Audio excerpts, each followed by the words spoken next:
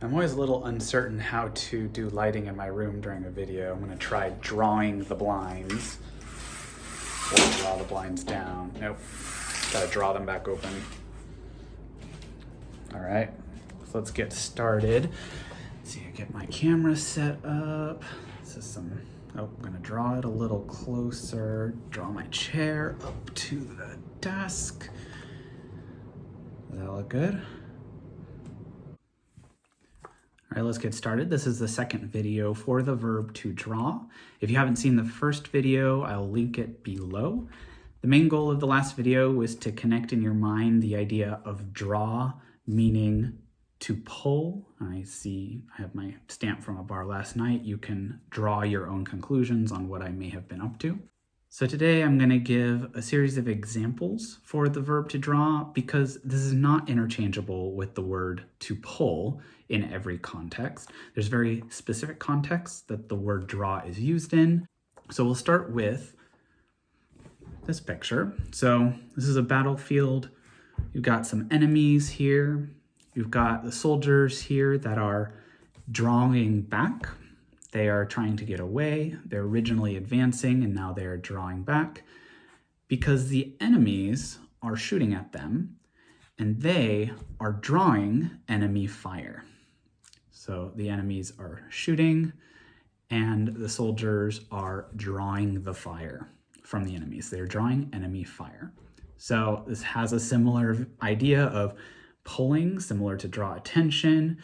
Now the bullets are headed in their direction. They're drawing fire.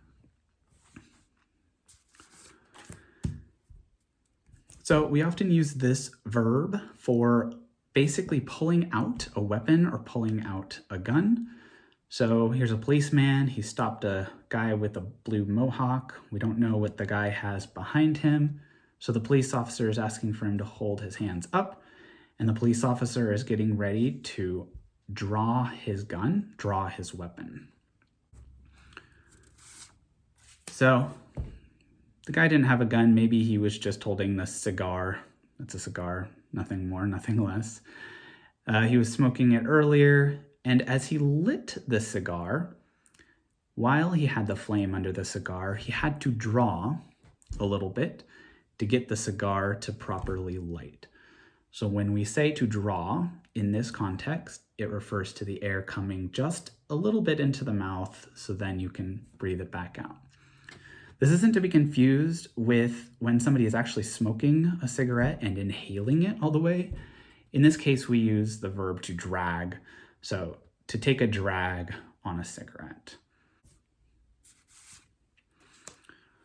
So I used this example earlier, but to draw a conclusion, you can draw your own conclusion on something.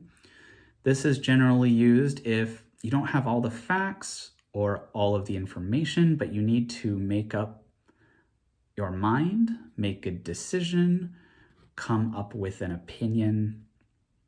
You decide whether something is good, something is bad.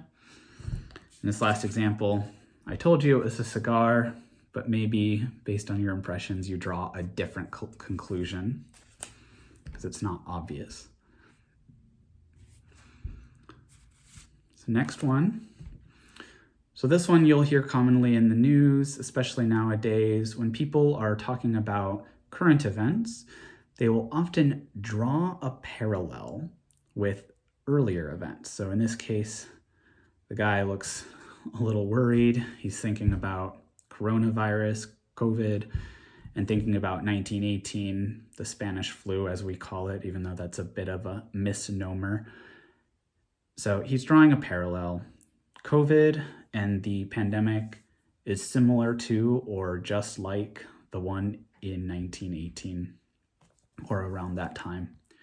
This comes from the idea of drawing. For example, I drew parallel lines. So to draw a parallel, think in your mind that you're drawing two lines that are the same direction. My dad likes to read a lot of history, and I got him a book about the Spanish Civil War, speaking of Spain. And a lot of those books like to draw parallels about things happening today in the world and things that happened in the early 1900s. So one thing is similar to another. That is drawing a parallel. So hopefully that gave you some other examples. It's time to draw this video to a close, and we'll continue in the next video with some phrasal verb versions of draw.